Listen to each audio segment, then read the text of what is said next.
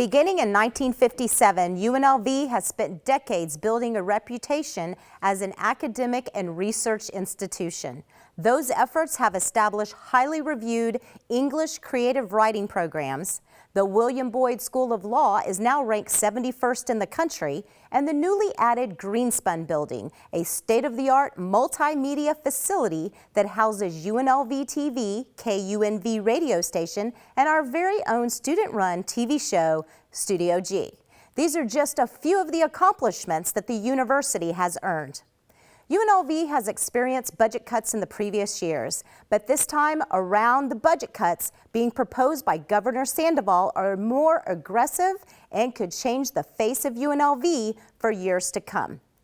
In the studio today, I will be sitting down with President Neil Samastrix and Chancellor Daniel Klaisch, who will be giving us an update on the future of UNLV. Welcome to a special report, Legacy on the Line. In the studio with us right now is Chancellor Daniel Klaisch. Welcome to the show. Hi, Melissa. Great to be here. Good. I'm glad you're here. I want to talk to you first about the budget cuts and Governor Sandoval. Briefly tell us how Governor Sandoval's budget cuts are going to be really affecting us here on the UNLV campus in the next few years. Well, I don't think we're going to have to wait for the next few years. The magnitude of cuts that we're seeing that are proposed and will be presenting to the board and the legislature will be felt starting 2 months from now. We are going to be closing programs, losing faculty. We will probably have to decrease enrollment here. We're just not going to be able to take the same number of young Nevadans who are qualified and want to come to UNLV that we have in the past, and that's just a real shame. What about exigency? I know that President Samastrix and yourself are very passionate about this institution and the other ones in Nevada. But what about exigency? Is there a date? Are you going to vote on it this week at the Board of Regents meetings? I think I think that's not likely to happen. Dr. Samastrix started that conversation probably 6 weeks ago. And I think what he was talking about was that could well be the case. I mean, we could get there.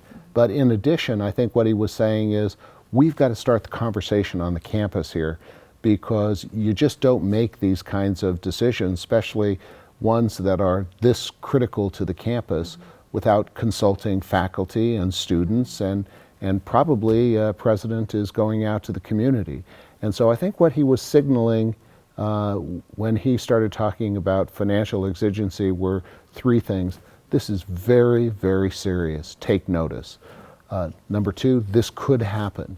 And number three, we've got to start talking about what UNLV will look like if these kind of cuts obtain. Is our legacy here at UNLV on the line? Absolutely.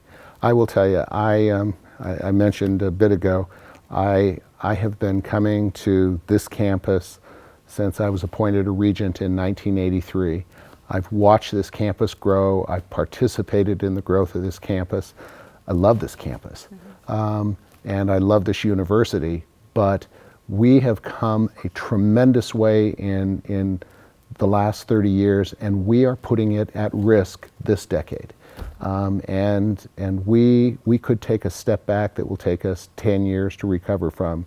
And I certainly hope everyone tells their legislators here in Clark County and throughout the state, don't let this happen. Do not let this happen to our university.